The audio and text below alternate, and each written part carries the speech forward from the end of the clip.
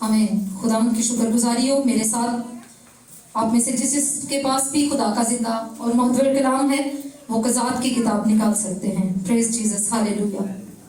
हम पहले कलाम मुकद्दस में से आयत मुबारक को सुनेंगे और उसके बाद आप सब बैठ सकते हैं, क्योंकि मोस्टली ऐसा होता है कि हम किसी भी फंक्शन, किसी प्रोग्राम पे जाते हैं तो जब गेस्ट आता है या जब ऑनर आता है तो उसको हम बहुत इज्जत और रिस्पेक्ट देते हैं। तो मेरे ख्याल से हमारी जिंदगी में कोई ऐसा तोहफा या ऐसी अनमोल चीज नहीं जो खुदा के मुकद्दस कलाम से बढ़कर हो। तो हमें इसे अव्वलियत देनी चाहिए, इसे आला दर्जा देना चाहिए और इसके लिए खड़े होना और वेट करना कि खुदा का मुकद्दस कलाम खुले और हमारी जिंदगियां तब्दील हो। खड़े होने में कोई शर्मिंदगी नहीं है। हालेलुया।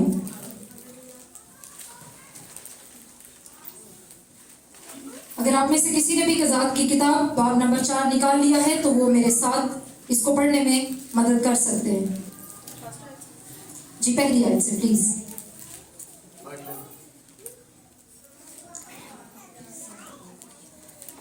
और आहूद की वफात के बाद बनी इसराइल ने फिर खुदावंद के हुजूर बदी की। सो खुदावंद ने उनको कनान के बादशाह याबेन के हाथ, जो हसोर में सल्तनत करता था, भेजा और उसके लश्कर के सरदार का नाम सिसरा था। वो दीगर अक़वाम के शहर हरूसत में रहता था। तब बनी इसराइल ने खुदावंद से फरियाद की, क्योंकि उसके पास लोहे के 900 रथ थे और उसने 20 वर्ष तक बनी इसराइल को शिद्दत से सताया। इस वक्त लफूदूद की बीवी दबूरा नबिया बनी इसराइल का इंसाफ किया करती थी और वह इब्राहिम के कोहस्तानी मुल्क में रामा और बैतएल के दरमियान दबूरा के खजूर के दरख्त के नीचे रहती थी और बनी इसराइल उसके पास इंसाफ के लिए आते थे। और उसने कादेश नफ्ताली से अबीनोएम के बेटे बर को बुला भेजा और उससे कहा कि क्या खुदावंद इसराइल के खुदा ने हुक्म नहीं किया कि तू तबोर के पहाड़ पर चढ़ जा और बनी नफ्ताली और बनी ज़बूलून में से 10,000 आदमी अपने साथ ले ले, और मैं नहरे के सोन पर याबीन के लश्कर के सरदार सिसरा को और उसके रथों और फौज को तेरे पास खींच लाऊंगा और उसे तेरे हाथ में कर दूंगा। आमीन। खुदावंद की शुक्रगुजारी करते हैं। आप सब बैठ सकते हैं। बहुत शुक्रिया। अभी ये पूरा चैप्टर पढ़ने में हमारा कुछ टाइम था, क्योंकि ये पूरा चैप्टर पढ़ा जाएगा, लेकिन इस बात को भी मद्देनजर रखना था। आप सब काफी टाइम से खड़े थे, इसलिए मैंने आप सबको बैठने के लिए कह दिया। आमीन। खुदावंद के कलाम में जो आज हमारे पास मजमून है वो है नबिया। नबिया नबूवत करने वाली, बशारत देने वाली, आने वाले वक्त की नोयत को बयान करने वाली, या बहुत ही आसान अल्फाज में आप कह सकते हैं कि आपको फ्यूचर या आने वाला वक्त बताने वाली। क्या हम में से कोई ऐसा है जो ये जान सके कि आने वाले वक्त में क्या होने वाला है? क्या हमारे पास खुदा का कलाम, जिसे हम अपनी जिंदगी की रोटी कहते हैं, क्या हम इसे इतना गौर से, इतनी तफसील के साथ या इतनी गहराई में जाके इसे समझते या पढ़ते हैं कि हम नबी या नबिया कहला सकें? ऐसा मुमकिन है, क्योंकि खुदावंद का कलाम हमारी राह के लिए रोशनी और हमारे कदमों के लिए चिराग है। वो हर राह में, हर काम में हमारी बेशक मदद करने की कुदरत रखता है। आज बताना ये चाहती हूं कि किसी भी घर को चलाने के लिए, किसी भी मुल्क की सल्तनत को चलाने के लिए, किसी भी कौम को आगे लेकर बढ़ने के लिए सिर्फ मर्द ने अपना किरदार अदा नहीं किया है। जैसा कि आप सब जानते हैं कि आज लेडीज की मीटिंग है, तो इसमें मैं समझती हूँ कि आज का मैसेज एक मोटिवेशनल मैसेज है, जो हम लेडीज को, हम खवातीन को आगे बढ़ने की राह दिखाता है। हमें ये सिखाता है कि हम नबिया बनकर हम नबूवत कैसे कर सकते हैं, हम खुदा के कलाम की मुनादी किस तरह कर सकते हैं। क्या ऐसा मुमकिन है? मेरे अज़ीज़ों, बताना चाहती हूं कि कलामे मुकद्दस के मुताबिक जब अहूद की वफात के बाद बनी इसराइल ने फिर खुदावंद के हजूर बदी की। इस लफ्ज का मतलब आप समझ सकते हैं। क्या इसराइल ने ये पहली दफा खुदा को नाराज किया? क्या ये उसने खुदा को पहली दफा तकलीफ दी?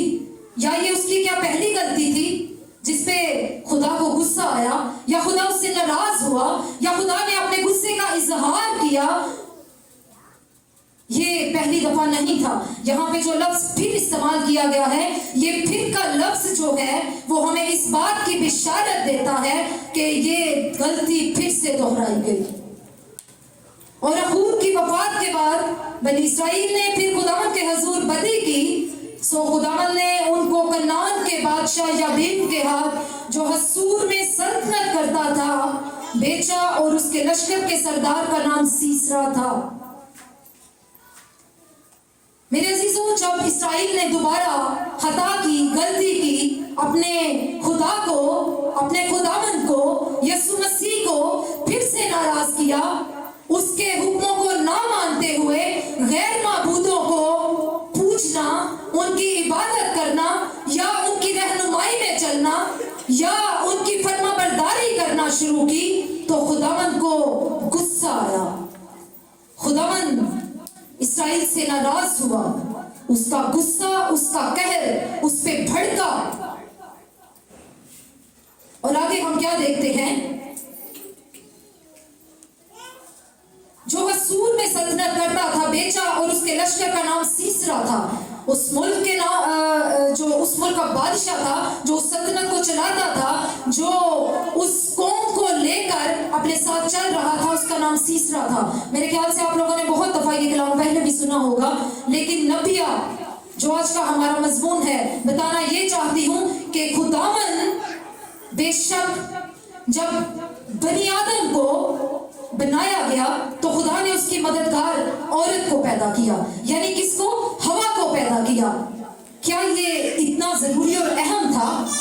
बेशक ये बहुत जरूरी था। बताना ये चाहती हूँ कि अगर किसी घर में कोई मर्द किसी फैमिली को लेकर चल रहा है, उसकी रहनुमाई कर रहा है, उसकी परवरिश कर रहा है, उस खानदान में 4 से 6, 8 बच्चे हैं और उसकी बीवी है, उसके माँ बाप हैं, तो ये अकेला मर्द, क्या आप समझते हैं कि वो अकेला इस जिम्मेदारी को पूरी कर सकता है? बेशक कर सकता है, लेकिन उसके लिए मददगार का होना बहुत जरूरी है।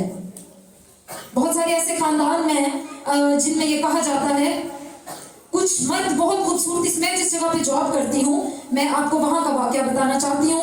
हमारे जो मैनेजर है वहां पे, तो वो अक्सर अपनी वाइफ की, अपनी मिसेस यानी अपनी बीवी की बहुत तारीफ करते हैं और बहुत अच्छे अल्फाज में। वो कहते हैं कि मैं अगर आज एक सक्सेसफुल मैन हूँ, कामयाब इंसान हूँ, आज मेरे पास बहुत खूबसूरत 1 नहीं 2 नहीं 3 4 बंगले हैं, मेरे पास गाड़ी है, मेरे पास बहुत सारी शोहरत है, तो इसका वारिस मैं अकेला नहीं हूँ। इवन के उनका बताने का कोई मकसद नहीं है, वो ना भी चाहे तो इस बात को नहीं भी कर सकते, लेकिन दिस इज बेसिकली मोटिवेशनल। बचाना चाहती हूँ कि वो अपनी बीवी को एक नमूने के तौर पर बयान करना चाह रहे हैं। वो बताना चाहते हैं कि मेरी बीवी मेरे लिए एक अच्छी मददगार है, वो हमेशा मुझे हर काम में हेल्प करती है, मैंने किसी मीटिंग के लिए जाना होता है तो मेरे लिए कपड़े सिलेक्ट करती है, मेरे लिए जूते सिलेक्ट करती है, वो मुझे बताती है कि आपने 8 बजे वहां पे पहुंचना है, तो आप 6:30 बजे 7 बजे उठ जाइए ताकि आप अपने टाइम पे अपने मीटिंग में पहुंच सके, ताकि आपको शर्मिंदगी ना हो। इस बात के करने का मकसद ये था कि खवातीन बहुत सी जगहों पे, कहीं पर वो नबिया का किरदार अदा करती है, कहीं पर अच्छी बेटी का किरदार अदा करती है, कहीं पे अच्छी बहू का किरदार अदा करती है, कहीं पे अच्छी माँ है, कहीं पे अच्छी बीवी है, और बहुत से ऐसे रिश्ते हैं। औरत एक बहुत अहम किरदार अदा करती है। तब बनी इसराइल ने खुदावंद से फरियाद की, क्योंकि उसके पास लोहे के 900 रथ थे और उसने 20 बरस तक बनी इसराइल को शिद्दत से सताया। इस आयत को फिर से दोहराना चाहूंगी। तब बनी इसराइल ने खुदावंद से फरियाद की। मेरे अजीजों, जब हम तकलीफ में होते हैं, जब हमें रियलाइज हो जाता है या हमें ये एहसास होता है कि हम गलती पर हैं, तो ये सबसे अच्छा आपके अंदर का ज़मीर कह सकते हैं आप, या ये आपके आने वाले वक्त में आपको गलत रास्ते बचाने के लिए एक चुनौती समझ सकते हैं आप। आपके दिल में जब ये एहसास पैदा होता है कि आप गलत हैं, तो फिर आप खुदावंद को याद करते हैं। बिल्कुल इसी सिचुएशन में तब बनी इसराइल ने खुदावंद से फरियाद की। उन्होंने खुदावंद को याद किया, क्योंकि वो जानते थे कि इस वक्त में सिर्फ खुदा ही हमें रिहा कर सकता है, वही हमारी मदद कर सकता है।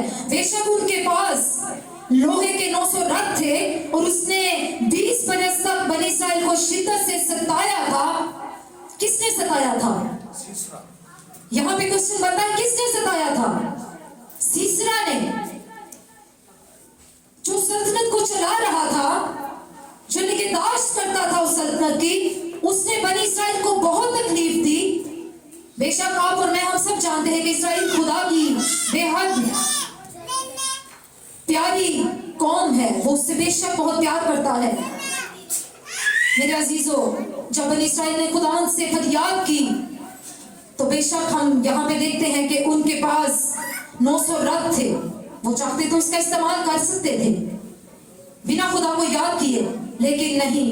जब हमारा ज़मीर हमें उकसाता है, जब हमारे अंदर का सच हमारे दिल और दिमाग के साथ मुत्तफिक हो जाता है, तो हमारे दिल में एहसास पैदा हो जाता है कि बेशक हम यहाँ पे गलत हैं। हमें अपने खुदा से अपने लिए रहनुमाई मांगनी चाहिए, उससे मदद मांगनी चाहिए। तो बेशक खुदावंद खुदा जो हमारा जिंदा खुदा है, वो हमारी मदद करता है। हम आगे बढ़ेंगे। उस वक्त लतीफत की बीवी दबूरा नबिया बनी इसराइल का इंसाफ किया करती थी, और वो इफ्राइम के कोहस्तानी मुल्क में रामा और बेतेल के दरमियान दबूरा के खजूर के दरख्त के नीचे रहती थी, और बनी इसराइल उसके पास इंसाफ के लिए आते थे। यहाँ पे फिर से एक बार नबिया का जिक्र हुआ है। क्या बनी इसराइल इतना कमजोर पड़ गए थे कि उन्हें किसी औरत की मदद की जरूरत थी? क्या वो किसी औरत के मशवरे के साथ कामयाबी हासिल कर सकते थे, या वो जंग जीत सकते थे? मेरे अजीजों, ये खुदावंद की तरफ से है, क्योंकि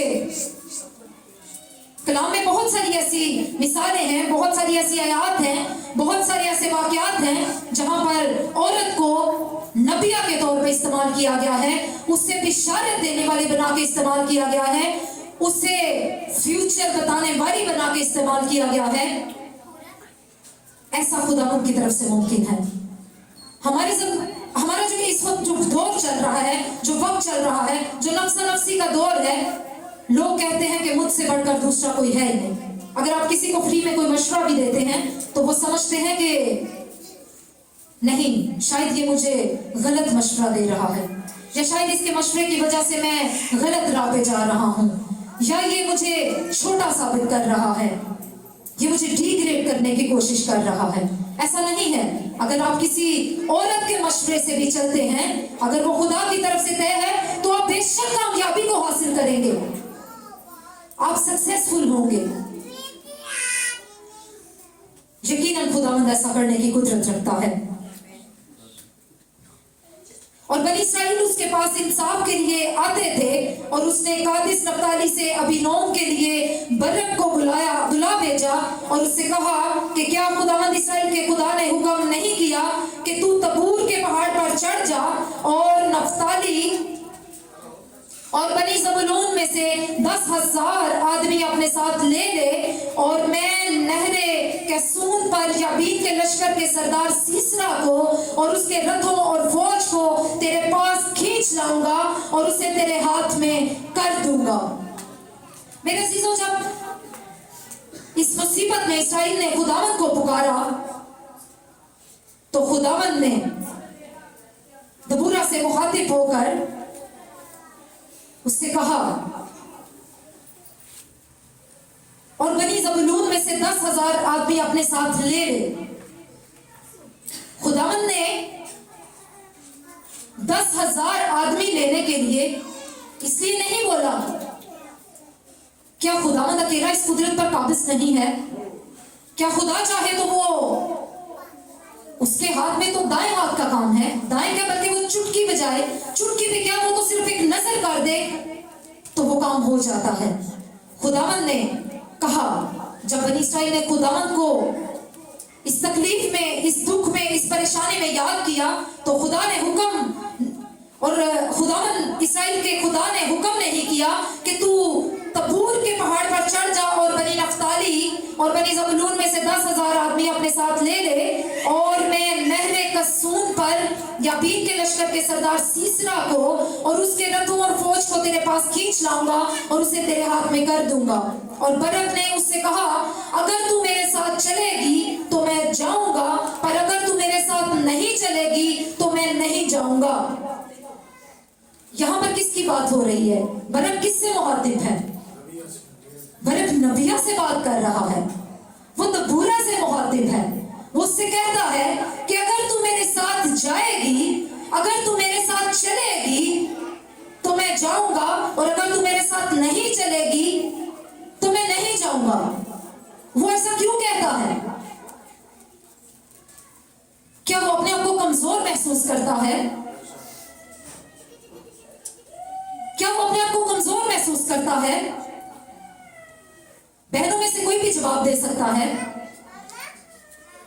बेशक उसने ऐसा महसूस किया। यहां पे आपके लिए मोटिवेशनल मैसेज है। उसने ऐसा क्यों कहा कि अगर तू मेरे साथ चलेगी तो मैं जाऊंगा, अगर तू मेरे साथ नहीं चलेगी तो मैं नहीं जाऊंगा। यहां पे उसने अपने अंदर कमजोरी महसूस की। यहां पे उसे लगा कि मुझे दबूरा की हेल्प की, मदद की जरूरत है।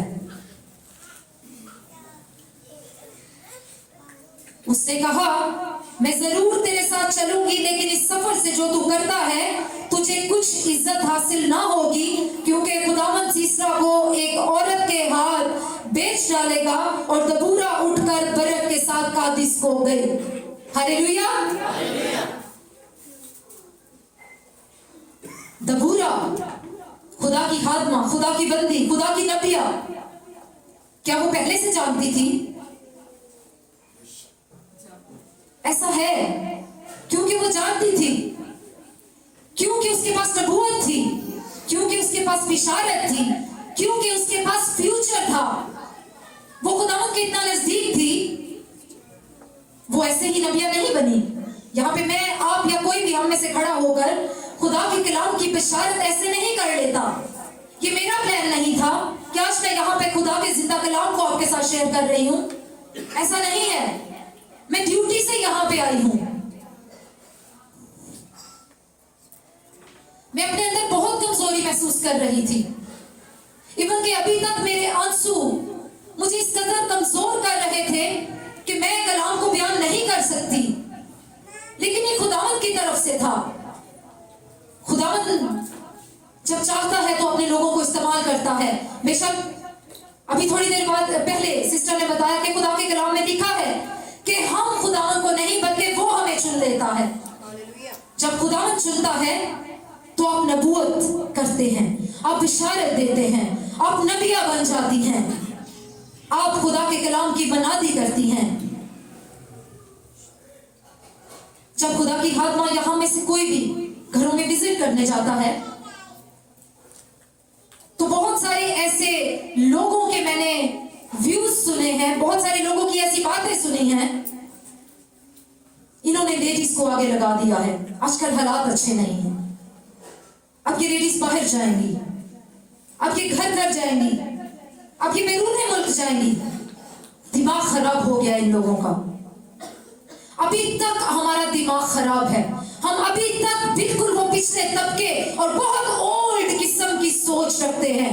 अभी तक हम दबे हुए हैं। हमारे अंदर कोई मोटिवेशन, ऐसा कोई भी स्ट्रेंथ नहीं है कि हम खुदा के जिंदा कलाम को लेकर घर घर जाकर, गली गली जाकर, मुख्तलिफ जगहों पे जाकर, मुख्तलिफ मुल्कों में जाकर खुदा के जिंदा कलाम को बयान कर सके।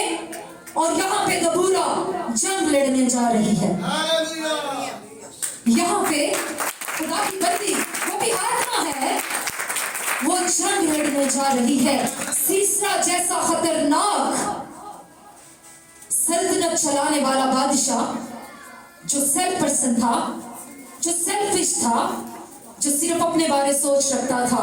वो सिर्फ ये समझता था कि विक्ट्री यानी कि सक्सेस यानी कि कामयाबी सिर्फ उसके पांव के नीचे है, क्योंकि उसे गरूर था। उसके पास बहुत सारे रथ हैं, उसके पास बहुत सारे ऐसे हथियार हैं जिन्हें इस्तेमाल करके वो जंग को जीत सकता है। उसके पास बहुत सारे लोग हैं जिन्हें भेजकर वो दबूरा को या उसकी टीम को या बर्क को कत्ल करवा सकता है। वो इस खुशफहमी में था, इवन इस गलत फहमी में था। तो मेरे अजीजों, आप देख सकते हैं कि खुदावन ने एक औरत के वसीला से, एक हादमा के वसीला से, एक नबिया के वसीला से यहाँ पे जंग को जीतने के लिए अपने हादम को इस्तेमाल किया। Hallelujah, praise Jesus, hallelujah. मेरे अजीजों, हमारे अंदर ऐसी सोच क्यों है?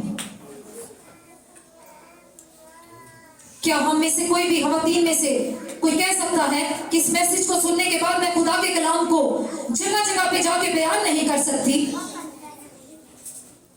मैं खुदा के कलाम की मुनादी नहीं कर सकती, मैं उसके कलाम को बिना झिझक बयान नहीं कर सकती, मैं गैर कौमों में, मैं गैर जगहों पे, गैर मज़ाहब में मैं खुदा के कलाम को क्यों नहीं बयान कर सकती?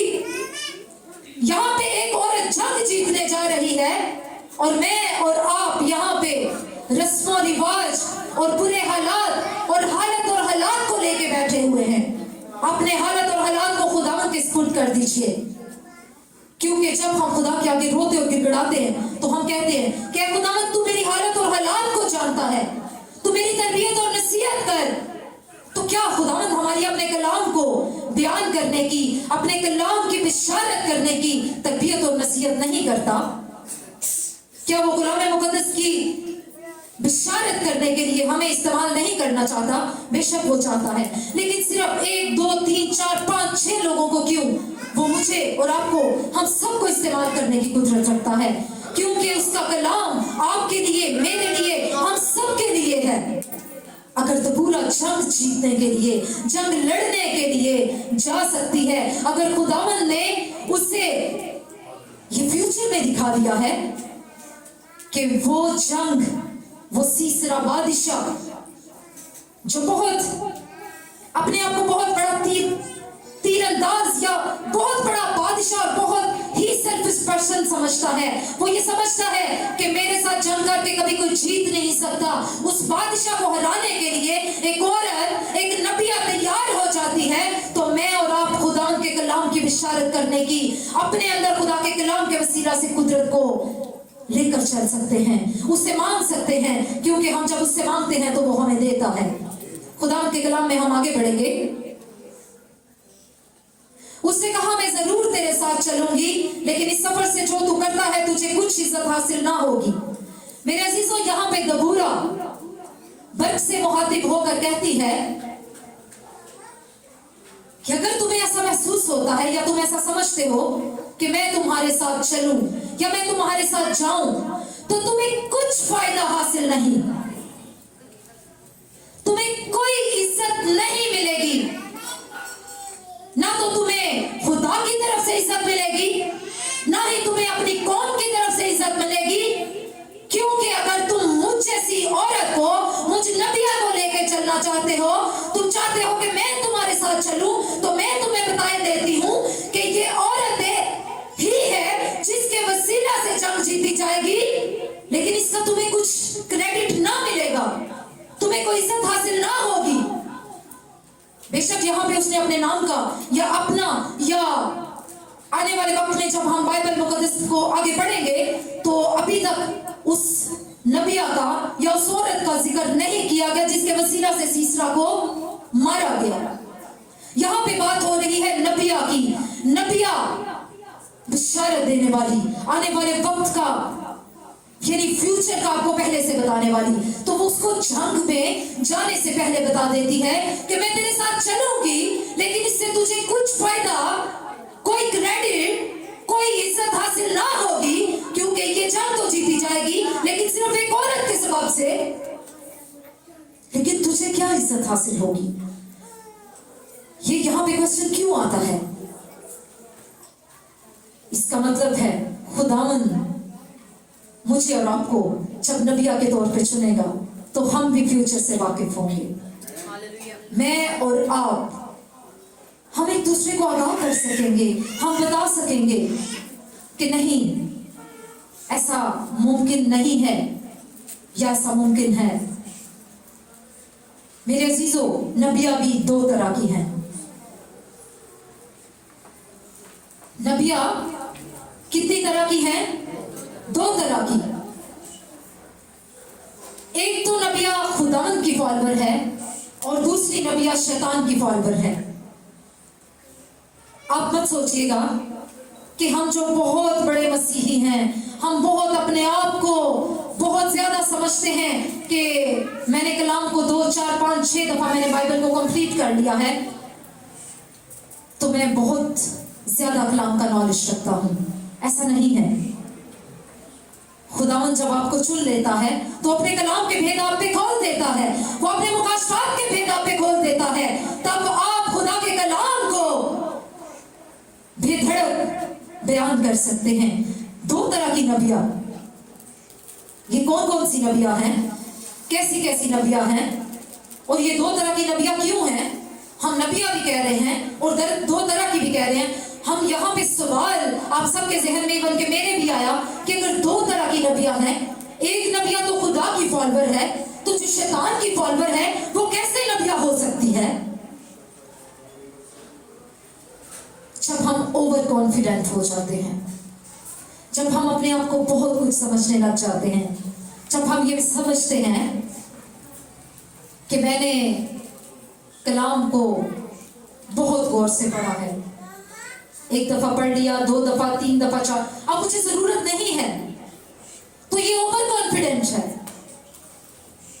ओवर कॉन्फिडेंस, आप चाहे कहीं जॉब करते हैं, कोई काम करते हैं, आप खुदा की राह पे हैं, आप नबी हैं, नबिया है, आप कोई बादशाह हैं या आप वजीर हैं, आपका ओवर कॉन्फिडेंस आपको हीरो से जीरो बना देता है। तो बात कर रही थी मैं कि नबिया दो तरह की हैं, एक खुदा की फॉलोअर है और एक शैतान की फॉलोअर है। जो खुदा के फॉलोअर्स होते हैं वो क्या करते हैं? वो पॉजिटिव वे में चलते हैं मेरे अजीजों, वो खुदा के कलाम के मुताबिक जिंदगी गुजारते हैं, वो गैर माबूदों के आगे झुकते नहीं हैं, वो गैर माबूदों को सजदा नहीं करते, वो किसी भी दुख और परेशानी में सिर्फ खुदावन को सजदा करते हैं। वो कभी गैर माबूदों के पास नहीं जाते, वो ये नहीं सोचते कि आज मैं दम कराने चली जाऊं, आज मेरी एक दोस्त ने बताया था तुम्हारी प्रॉब्लम्स बढ़ती जा रही हैं, तुम अपना हिसाब कराओ। कैसा हिसाब है?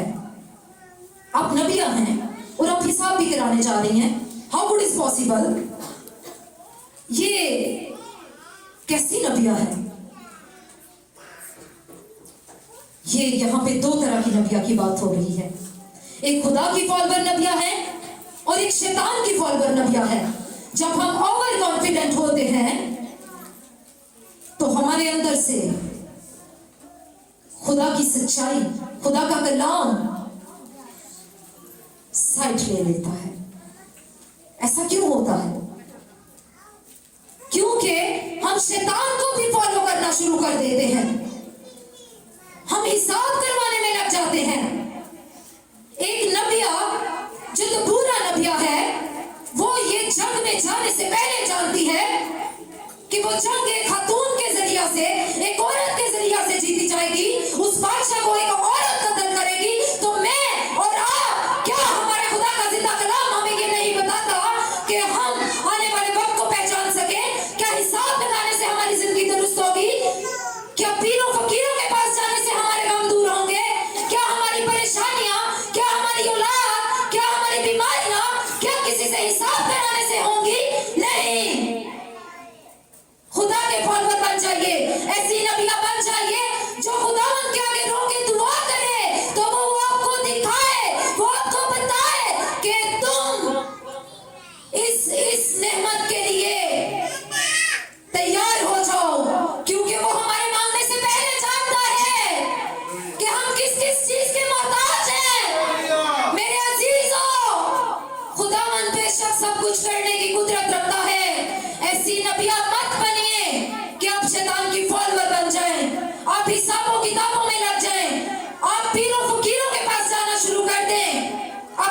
नबिया, लेकिन आप शैतान की फॉलोअर कैसे हो सकती हैं जब हम खुदा के कलाम से दूर हो जाते हैं? आपको और मुझे कैसी नबिया बनना है? हमें शैतान की फॉलोअर बनना है या खुदा की फॉलोअर बनना है? आप में से किसी का भी जवाब नहीं आया। आपको पता है दरमियानी का रास्ता क्या होता है? मेरे ख्याल से हम सब जानते हैं, दरमियानी बीच में ही रह जाता है। जब खुदा के कलाम के बारे में आपसे पूछा जाता है तो आप बेधड़क होकर जवाब दीजिए, क्योंकि खुदा का कलाम सिर्फ मेरे या किसी 1, 2, 3, 4 लोगों के लिए नहीं, मेरे और आप हम सब के लिए है। हमें किसके फॉलोअर बनना है? हमें यीशु के फॉलोअर बनना है, हमें खुदा के फॉलोअर बनना है। और खुदा के फॉलोअर बनने के क्या क्या फायदे हैं, ये मैं और आप हम सब जानते हैं।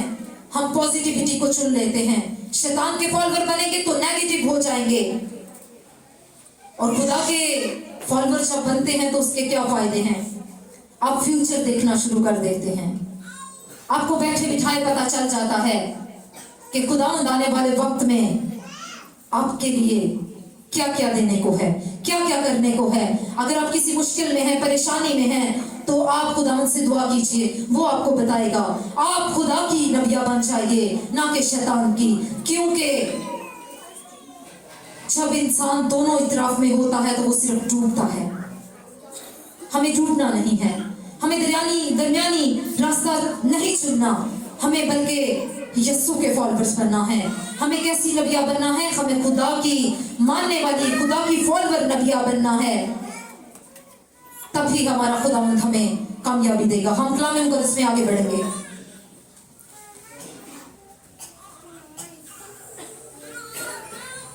कुछ इज्जत हासिल ना होगी क्योंकि खुदावंद सीसरा को एक औरत के हाथ बेच डालेगा, और दबूरा उठकर बरक के साथ कादिस को गई, और बरक ने ज़बूलून और नफताली को कादिस में बुलाया, और 10,000 मर्द अपने हमरा लेकर चढ़ा, और दबूरा भी उसके साथ चढ़ी। मेरे अजीजों, जब बरक ने दबूरा से कहा कि अगर तू मेरे साथ जाएगी तो मैं जाऊंगा, अगर तू नहीं जाएगी तो मैं नहीं जाऊंगा, यहां पे उसने अपने अंदर कमजोरी महसूस की। यहां पे उसका ईमान कमजोर हो रहा था, यहां पे वो डगमगा रहा था।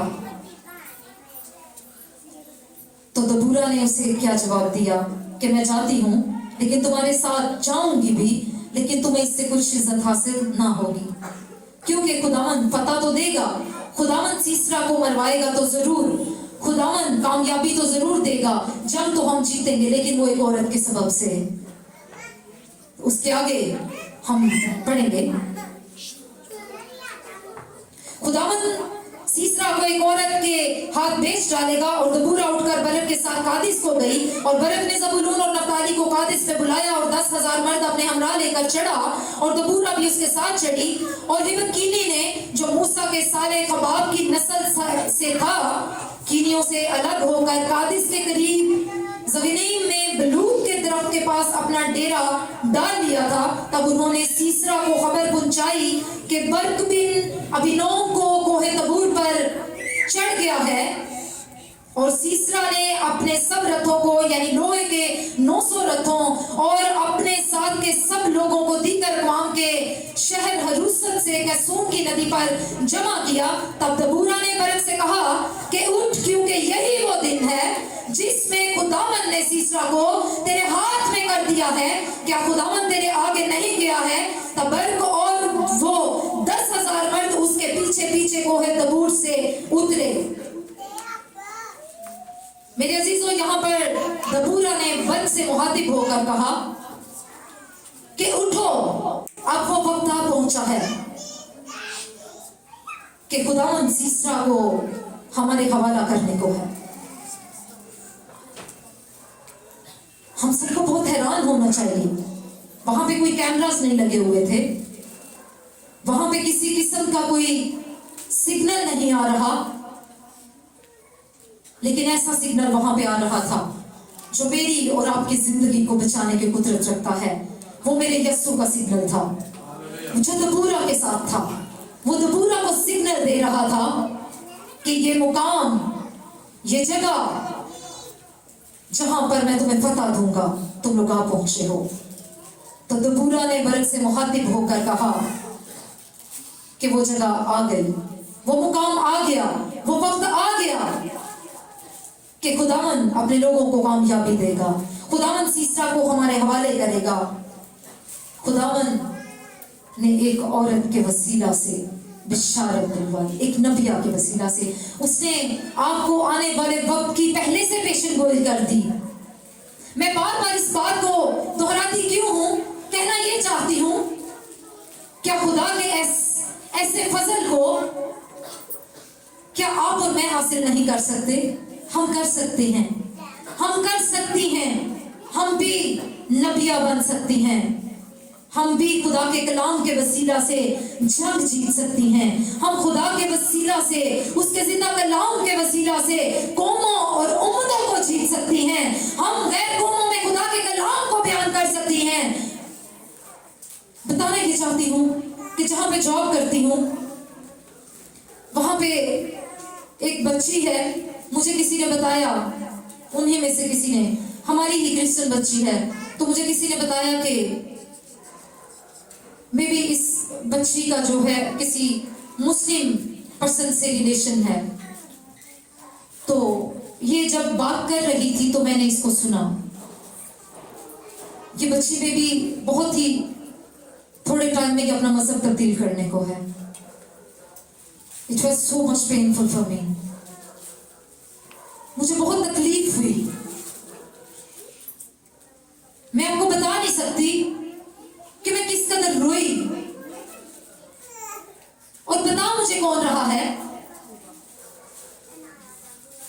वहां पे? एक नॉन बिलीवर, यानी कि एक दूसरे मजहब से ताल्लुक रखने वाला इंसान मुझे इन्फॉर्म कर रहा है।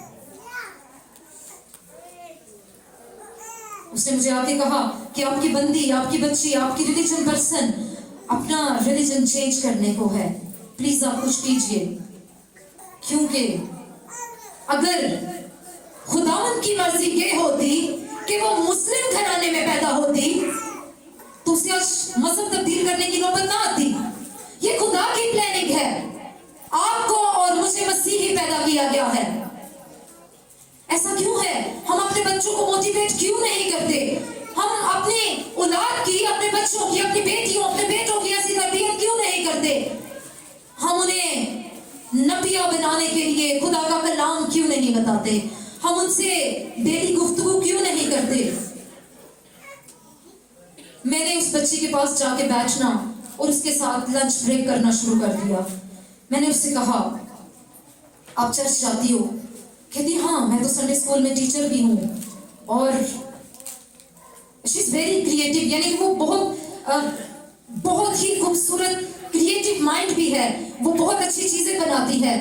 लाइक जिस तरह हमारे पास ये बैनर्स या इस तरह की कोई भी खूबसूरत पोएट्रीज या कोई भी ऐसी चीज हो, या कोई भी आप कोई गत्ता काट के या पेपर्स काट के या कोई भी डेकोरेशन पीस बनाए, तो वो बच्ची 5 मिनट में आपको रूम सजा के दे देगी। इस कदर खूबसूरत खुदावंद की कुदरत, खूबसूरत लोग, खूबसूरत नबिया, हम क्यों उससे दूर हो रहे हैं? ऐसा क्यों है? हमें ऐसा होने से रोकना है। हमें वो नबिया बनना है जो हमारे मसीही बेटियों को गैर मज़हब में जाने से रोके, जो उनको मोटिवेट कर सके कि मेरी बहन, मेरी बेटी, तुम ऐसा नहीं कर सकती क्योंकि खुदावंद ने तुम्हें चुना है। तुम ये किस राह को चुनने को हो? किसी भी काम के लिए, किसी भी मकसद के लिए हम नहीं, बल्कि खुदावंद हमें चुनता है। तो मैंने उस बच्ची के साथ खुदा के कलाम की बातें करनी शुरू कर दी। आहिस्ता आहिस्ता जब मैंने उससे बातें की तो वो काफी मेरे करीब आना शुरू हुई। मैंने उससे कहा कि तुम बाइबल मुकद्दस रीड किया करो, तुम इसको शुरू से पढ़ो। और जब मैं ना रह सकी तो मैंने डायरेक्ट उसको कह दिया, मैंने कहा आज हमारे चर्च में कलाम हुआ, जो बेटियां, जो बहनें जो गैर मज़हब में शादियां करती हैं, तो आपको पता है कि कि उनके साथ क्या होता है। आपके साथ नस्लों तक, साथ पुश्तों तक आपके इस गुनाह की सजा माफ नहीं होती। वो बच्ची एकदम से घबरा गई और मुझसे कहने लगी, लेकिन आप ये सब मुझे क्यों बता रही हैं? मैंने कहा तुम घबराओ मत, क्योंकि मैं तो तुमसे आज का चर्च का मैसेज शेयर कर रही हूँ। मैं तो सिर्फ तुम्हें ये बताना चाहती हूँ कि खुदा का कलाम ये फरमाता है कि उसके कलाम के मुताबिक चलो, उसके फॉलोअर्स बनो, उसकी नबिया बनो, आप लोगों को मोटिवेट करो, आप लोगों को खुदा के कलाम की मुनादी सुनाओ, ना कि आप खुदा के कलाम को छोड़कर गैर कौमों में जाओ, गैर कौमों में ब्याह करो। मेरे अजीजों, ये बहुत गलत है। मैं बहुत दिन इस तकलीफ में मुब्तला रही, लेकिन अभी कुछ ही दिन गुजरे थे कि कल उस बच्ची का स्टोर चेंज कर दिया गया। अब मैं नहीं जानती, मैं बहुत परेशान हूं, इवन उसका कांटेक्ट भी मेरे पास नहीं है। मुझे बहुत टेंशन है उसकी। वो बहुत छोटी है, अभी 18-19 years old है और बहुत खूबसूरत बच्ची है। इवन कि मैं ये भी नहीं जानती कि वो किस जगह से आती है। लेकिन आप सबसे रिक्वेस्ट करूंगी कि आप उस बच्ची को अपनी दुआओं में याद रखिएगा। जोया नाम है उसका। ऐसा अगर खुदावन चाहते तो वो उसी घराने में पैदा होती, वो वहीं पे होती। लेकिन अगर खुदावन चाहे तो आने वाले वक्त में वो नबिया भी हो सकती है। ऐसा मुमकिन है, ऐसा आपकी और मेरी दुआओं के वसीला से मुमकिन है। खुदावन ऐसा करने की कुदरत रखता है। हालेलुया। हम कलाम में आगे बढ़ेंगे। तब उन्होंने सीसरा को खबर पहुंचाई कि बर्क बिन अबीनोम कोहे तबूर पर चढ़ गया है, और सीसरा ने अपने सब रथों को, यानी रोहे के 900 रथों और अपने साथ के सब लोगों को दीगर अक़वाम के शहर हरूसल से कैसून की नदी पर जमा किया। तब दबूरा ने बर्क से कहा कि उठ, क्योंकि यही वो दिन है जिसमें खुदावन ने सीसरा को तेरे हाथ में कर दिया है। क्या खुदावन तेरे आगे नहीं गया है? तब बर्क और वो 10,000 मर्द उसके पीछे पीछे कोहे तबूर से उतरे, और खुदावन ने सीसरा को और उसके सब रथों और सब लश्करों को तलवार की धार से बर्क के सामने शिकस्त दी, और सीसरा रथ पर से उतरकर पैदल भागा। यहाँ पर नबूवत पूरे होने जा रही है। यहाँ पर वो बिशारत, वो मुनादी, वो नबिया की नबूवत पूरी होने को है मेरे अजीजों। जब दबूरा ने कहा कि अगर तू चाहता है कि मैं तेरे साथ जाऊं, मैं तेरे साथ तो जाऊंगी, लेकिन खुदा के बंदा, तुझसे उससे कुछ हासिल ना होगा, तुझे उससे कुछ इज्जत ना मिलेगी, क्योंकि खुदावन वैसे भी औरत के वसीला से ही सीसरा को मारने को है, जंग जितवाने को है, कामयाबी देने को है। तो यहाँ पे वो बात पूरी होने को है, वो नबूवत, वो बिशारत, वो फ्यूचर प्लानिंग जो खुदावन ने अपनी बंदी दबूरा को दिखाई, जो सिग्नल खुदावन के जब दबूरा को मिले तो खुदावन ने दबूरा के जरिया ये मैसेज, ये नबूवत कन्वे करवाई कि मैं तेरे साथ तो जाऊंगी, लेकिन ये इज्जत, ये कामयाबी, इसका कोई अजर, कोई क्रेडिट तेरे लिए नहीं, बल्कि ये औरत के वसीला से ही होगा। जंग तो जीती जाएगी, लेकिन औरत के वसीला से। यहाँ पर जब दबूरा ने बर्क से कहा कि वो जगह और वो मुकाम आ गया है कि सीसरा को खुदावन तेरे हाथ में कर देगा, तो एक वक्त ऐसा आया कि वो बादशाह जो बहुत गुरूर करता था कि उसके पास बहुत से रथ है, उसके पास बहुत सारे औजार है, उसके पास इस कदर फौज है कि उसका तो मुकाबला कोई कर ही नहीं सकता, वो इस वक्त पे आकर मजबूर हो जाता है। वो अपने रथ से, वो अपने घोड़े से उतरकर जमीन पर भागना शुरू कर देता है। जब वो भागना शुरू करता है तो अपने अंदर बहुत सारी कमी को महसूस करता है। ये ओवर कॉन्फिडेंट था उसका, जो उसको हीरो से जीरो बनाने जा रहा है। जब हम यीशु के फॉलोअर नहीं रहते, जब हम उसके कलाम को फॉलो नहीं करते, जब हम शैतान के फॉलोअर होते हैं, जब हम गैर माबूदों को मानते हैं, जब हम चाहते हैं कि हम अपने फैसले खुद करें, हम सेल्फिश हो जाएं, हम खुदा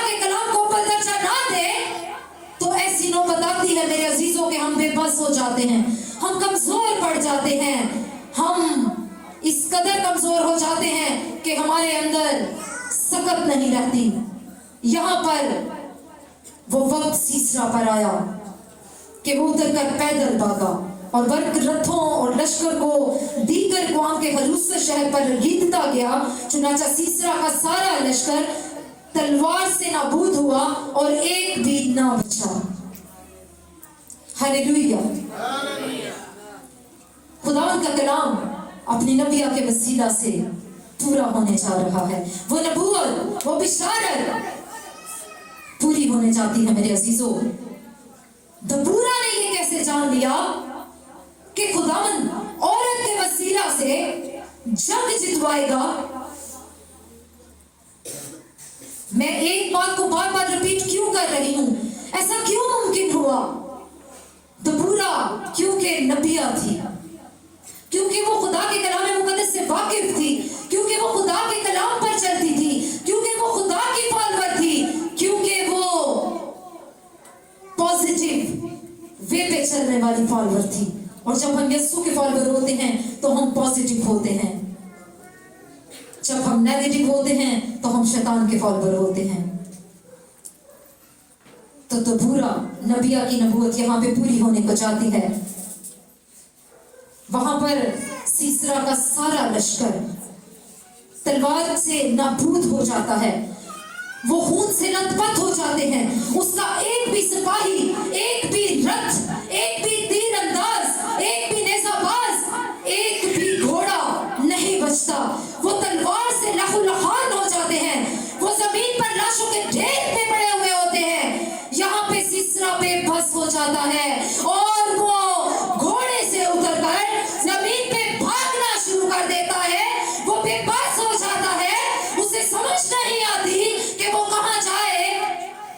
ऐसा कैसे हो सकता है? एक बादशाह जो इतना सेल्फिश है, जो ये सोचता है, उसके पास बहुत सारे रथ हैं, उसके पास बहुत सारे हथियार हैं, उसके पास बहुत सारी फौज है। सारी फौज नकारा हो गई, सारी फौज लहू से लथपथ हो गई, तलवार से खून में लथपथ हो गए। जब सीसरा ने इस सारे मंजर को देखा तो वो बेहद परेशान हुआ, वो बेबस हुआ। उसकी अकल पर ऐसा पर्दा पड़ा कि उसे समझ नहीं आया कि मैं ये क्या करने जा रहा हूं। इस बेबसी के आलम में क्या मैं तेज भाग सकता हूं या घोड़ा मुझे तेज लेके भागेगा? उसने जमीन पे चलना शुरू कर दिया, उसने भागना शुरू कर दिया। वो बेबस हो गया, उसके पास कोई रास्ता नहीं था कि वो कहां जाए। आगे वो क्या करता है? वो किस राह पे जाता है जिसकी बशारत खुदा की नबिया ने पहले से बयान की हुई थी। हम कलाम मुकद्दस में से आगे बढ़ेंगे ताकि हमारे लिए इस बशारत को, इस नौयत को, इस नबूवत को समझने में और भी आसानी हो। हालेलुया।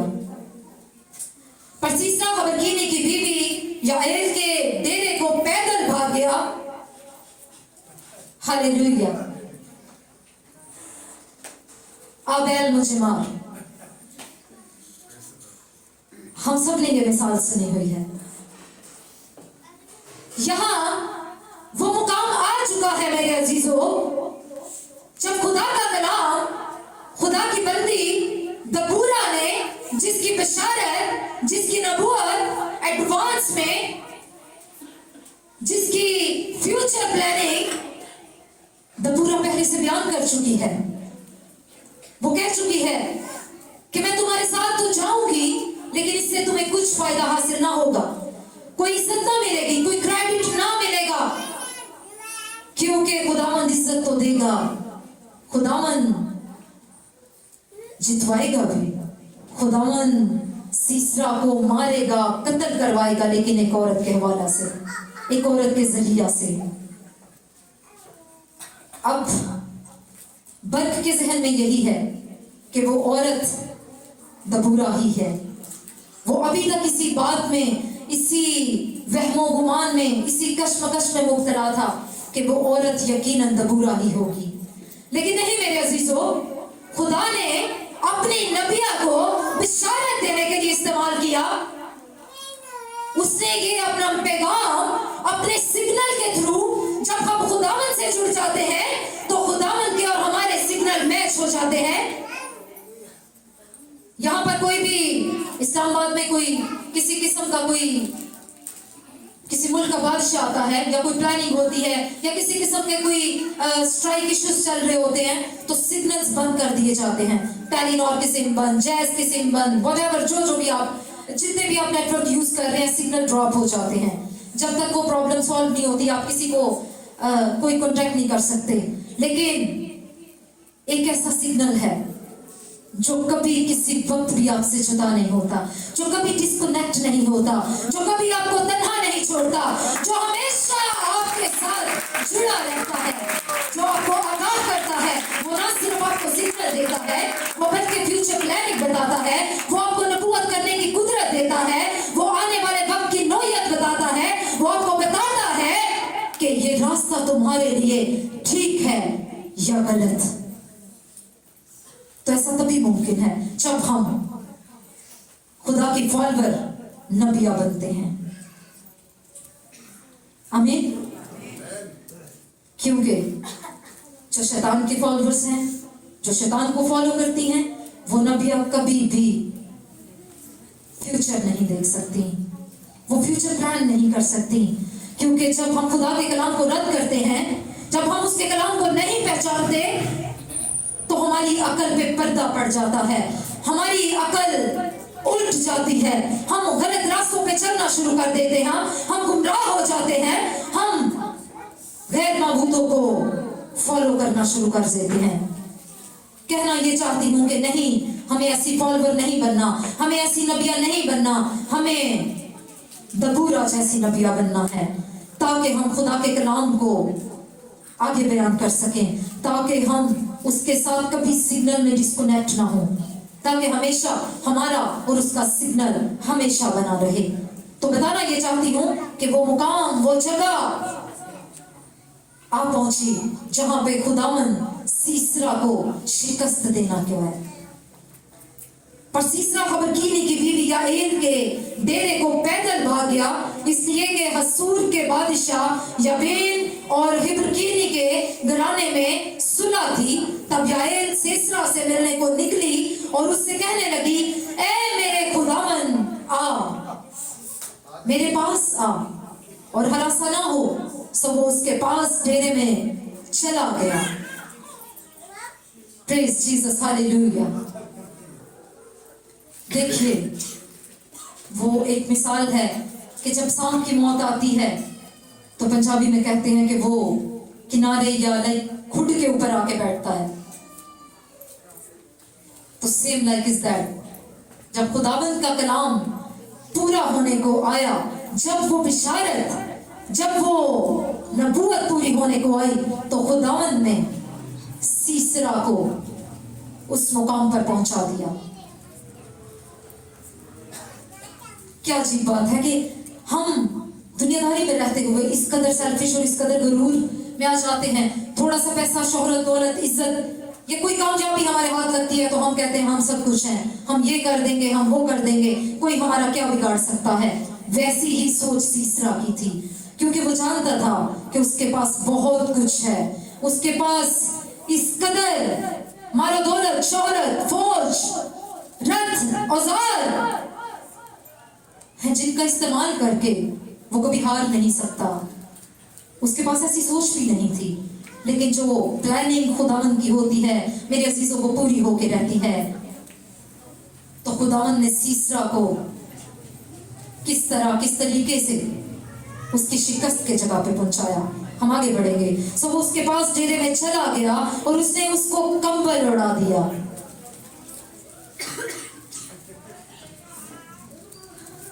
कंबल उड़ा दिया।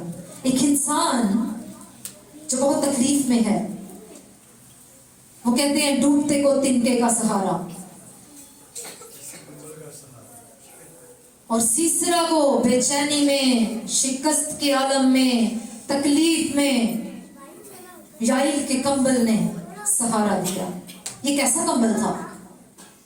उसके लिए तो बेहद सुकून और आरामदेह था, क्योंकि जब उसने उसको ये कंबल उड़ा दिया तब सीसरा ने उससे कहा, जरा मुझे थोड़ा सा पानी पीने को दे। तो मेरे अजीजों, एक मिसाल और कहना चाहूंगी। कहते हैं कि अगर कोई शहद देने से मरता है तो उसे जहर पिलाने की क्या जरूरत। तो यहाँ पे याएल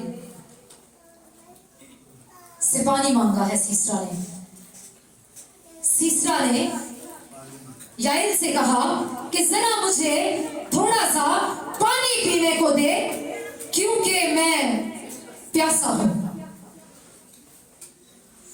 यहां पे सीसरा इस कदर बेचैनी और शिकस्त के आलम में था कि उसे बेहद प्यास महसूस हुई, बेहद कमजोरी महसूस हुई। उसने याएल से कहा कि जरा मुझे थोड़ा सा पानी पिला, क्योंकि मैं प्यासा हूं। सो उसने दूध का मशकेजा खोलकर उसे पिलाया और फिर उसे उड़ा दिया। तब उसने उससे कहा कि तू डेरे के दरवाजे पे पर खड़ी रहना, और अगर कोई शख्स आकर तुझसे पूछे कि यहाँ कोई मर्द है तो तू कह देना कि नहीं। हालेलुया। मेरे अजीजों, दबूरा ने कहा कि अगर तू चाहता है तो मैं तेरे साथ जाऊंगी, लेकिन मेरे जाने से तुझे क्या फायदा, तुझे क्या इज्जत हासिल, क्या तू समझता है कि मेरे वसीला से तुझे कामयाबी का ताज मिलेगा, कोई इज्जत दी जाएगी? ऐसा नहीं है। कोई क्रेडिट मेरे वसीला से तुझको नहीं मिलने वाला। लेकिन बताए देती हूँ कि खुदावंद का कलाम मेरी रहनुमाई करता है कि कामयाबी तो होगी, लेकिन एक औरत के वसीला से। यहाँ पे खुदावंद का कलाम पूरा होने को जाता है। कोई मुसाफिर या कोई भी परेशानी के आलम में इंसान हो तो हमें उस पे तरस आता है। हम कहते हैं कि नहीं, हमें इसकी हेल्प करनी चाहिए, हमें इसकी मदद करनी चाहिए, ताकि इसकी परेशानी में हम इसका दुख बांट सकें। लेकिन यहाँ पे दुश्मन को जहर दे के मारा जा रहा है। ये किसकी प्लानिंग है? मेरी या आपकी, या याएल या दबूरा की? नहीं, ये खुदावंद की प्लानिंग है। खुदावंद एक औरत के वसीला से जंग जितवाते हैं। खुदावंद के कलाम के वसीला से पहले से ही नबूवत हो चुकी है कि मैं तेरे साथ तो जाऊंगी, लेकिन मेरे साथ जाने से तुझे कुछ कर्ज हासिल नहीं, क्योंकि ना तो मेरे जाने से तुझे क्रेडिट हासिल होगा और ना ही कोई इज्जत मिलेगी, क्योंकि जंग तो हम जीतेंगे लेकिन एक औरत के वसीला से, एक नबिया के वसीला से, एक खादिमा के वसीला से। आमीन। तो उसने उससे पानी मांगा। सीसरा ने बेचैनी के इस हालत में उससे पानी मांगा। कहता मुझे थोड़ा पानी पिला, क्योंकि मैं प्यासा हूं। उसने उसे कंबल भी दिया। उसने कहा तुम आराम करो, टेंशन मत लो, तुम पहुंच चुके हो, तुमने जहां पहुंचना था, आगे का काम मेरा है, तुम बेफिक्र हो जाओ, तुम आराम करो, ये कंबल लो, तुम्हें पानी नहीं तुम्हें दूध पिलाऊंगी, ये दूध का मशकेज़ा भरा हुआ है, ये तुम्हारे लिए ही है, बेफिक्र हो जाओ।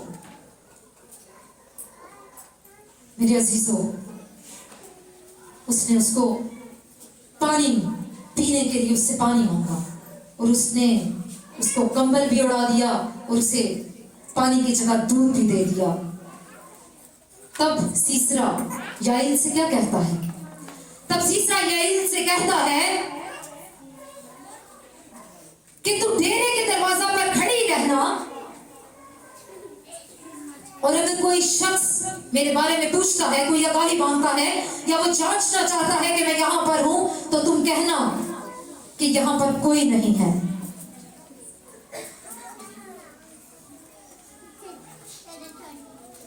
कैसी नबिया है? क्या वो सीसरा की बात को मान लेगी? क्या वो उसकी निगहदाश्त करेगी? अभी तक तो सीसरा के दिमाग में यही चल रहा है कि मैंने पानी मांगा और मुझे दूध पिलाया गया है। मैंने बैठने की जगह मांगी और मुझे कंबल उड़ा दिया गया है। मेक श्योर कि ये मेरी बहुत हेल्पफुल है, लेकिन मेरी बहुत मदद करेगी, ये मेरे लिए मददगार है। लेकिन वो नहीं जानता कि यहाँ पे खुदावंद की प्लानिंग पूरे होने को है, खुदा का जिंदा पाक कलाम पूरा होने को है, खुदा के कलाम की नौयत पूरी होने को है। खुदा की नबिया ने, खुदा की बंदी ने जो बिशारत दी थी वो पूरी होने जा रही है। उसने उससे कहा कि अगर कोई आके मेरे बारे में पूछता है तो तुमने कहना है कि यहाँ पर कोई नहीं है। क्या वो ऐसा करेगी? क्या याईल ऐसा ही करेगी? नहीं, वो खुदा की हादमा है, वो नबिया है, वो खुदा की फॉलोअर नबिया है, वो शैतान की फॉलोअर या दरमियानी नबिया नहीं है। उसने उसको कमर भी उड़ा दिया और उसको दूध का मशकेसा भी बना दिया और उससे कहा कि तुम आराम करो, अब आगे की जिम्मेदारी मेरी है। और सीसरा को उस पर यकीन आ गया, वो आराम करने लगा। तब हिबर की बीवी याएल डेरे के एक मेख और एक मेख चो को हाथ में लिए दबे पांव उसके पास गई और मेघ उसकी कनपट्टियों पर रखकर ऐसी ठोकी कि वो पार होकर जमीन में जा धसी, क्योंकि वो गहरी नींद में था। Hallelujah! Praise the Lord Jesus. यहाँ पर मेरे अजीजों, खुदा की नबिया जिसने नबूवत की, जिसने बिशारत दी, खुदावंद का कलाम आपकी और मेरी जिंदगी में पूरा हुआ। मैं इस आयत के लिए बेहद परेशान थी। क्यों? आखिर वो कौन सी औरत है जिसने दूध भी पिला दिया, जिसने कमर भी उड़ा दिया? क्या वो उसको फॉलो करेगी? क्या वो उसकी निगहदाश्त करेगी? बिल्कुल नहीं। जब हम खुदा के फॉलोअर्स होते हैं, जब मैं और आप खुदा की फॉलोअर नबिया बनती हैं, तो हम उसके कलाम को, उसके कलाम की बशारत को बयान करते हैं, उसके नाम को, उसके कलाम को अव्वल दर्जा देते हैं। वैसा ही दबूरा ने और याईल ने किया। याईल ने मेघ उठाई और उसकी कनपटी में दे दी और वो यहां से दूसरी तरफ से पार होकर जमीन में जा धसी। और सीसरा इस कदर बेहोशी की आलम में था कि वो बेहोश होकर मर गया। क्या हुआ? वो बेहोश होकर मर गया। फतह मेरे और आपके यीशु के नाम को हुई। बेशक मेरे अजीजों, हमें कैसी नबिया बनना है कि जो खुदा को फॉलो करे, जो उसके कलाम को फॉलो करे, जिसको फ्यूचर नजर आए, जो हमें आगाह कर सके कि आपके लिए ये राह ठीक नहीं है, आप इस राह पे चलकर खुदा की पाक मर्जी को हासिल कर सकते हैं, आप उसकी पाक मर्जी पर चलकर फ्यूचर देख सकते हैं। आप और मैं सिर्फ यीशु की फॉलोअर नबिया हैं और हमें इसी राह पर चलना है। Praise Jesus, hallelujah. बस वो बेहोश होकर मर गया और जब बर्क सीसरा को रगीदता आया तो याईल उसको मिलने को निकली और उससे कहा, आजा और मैं तुझे वो शख्स जिसे तुम ढूंढता है दिखाऊंगी। पर उसने उसके पास आकर देखा कि सीसरा मरा पड़ा है और मेघ उसकी कनपट्टियों में है। सो खुदा ने उस दिन कनान के बादशाह याबीन को बनी इस्राएल के सामने नीचा दिखाया। हालेलुया।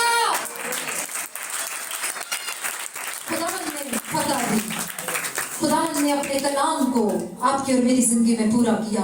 खुदावंद ने दबूरा को दिए उस सिग्नल में उस नबूवत को पूरा किया। खुदावंद ने अपने वादे को पूरा किया। खुदावंद ने दिखा दिया कि बेशक वो इस्राएल से किस कदर प्यार करता है, वो मुझसे और आपसे किस कदर प्यार करता है। ऐसा तभी मुमकिन है जब हम खुदा के फॉलो करते हैं, खुदा के कलाम को फॉलो करते हैं, हम उससे प्यार करते हैं और उसके कलाम को भरपूर तरीके से जांचते, उस पर अमल करते और उसको उसी तरीके से बयान करते हैं। क्योंकि खुदा के कलाम में लिखा है कि मेरे कलाम को बढ़ा के या घटा के बताने वाला मलाउन होगा। तो मेरे अजीजों, खुदा के कलाम के मुताबिक चलना चाहिए। ऐसी नबिया बनिए जो खुदा के कलाम को फॉलो करे। तो खुदा ने उस दिन कनान के बादशाह याबीन को बनी इस्राएल के सामने नीचा दिखाया। और बनी इसराइल का हाथ कनान के बादशाह याबेन और ज्यादा गालिब भी होता गया, यहाँ तक कि उन्होंने शाह कनान याबेन को नेस्त कर डाला। हालेलुया। खुदावंद का कलाम जो मेरी और आपकी जिंदगी को खूबसूरत बनाता है, जो हमें फ्यूचर दिखाता है, जो मुझे और आपको नबी और नबिया बनाता है, वो बेशक हमें अपने कलाम के मुताबिक इस्तेमाल करना चाहता है। वो चाहता है कि हम उसे फॉलो करें, वो चाहता है कि हम उससे प्यार करें, वो चाहता है कि हम उसके कलाम के मुताबिक चलें। ऐ पाक खुदावन, मैं तेरी शुक्रगुजार हूँ कि आज एक दफा फिर से तेरा कलाम मेरी जिंदगी में पूरा हुआ। ऐ पाक खुदावन, मैं तेरे लोगों के साथ मुत्तफिक होकर तेरी शुक्रगुजारी करती हूँ कि आज तूने एक ऐसी नबिया बनाया कि जो तेरे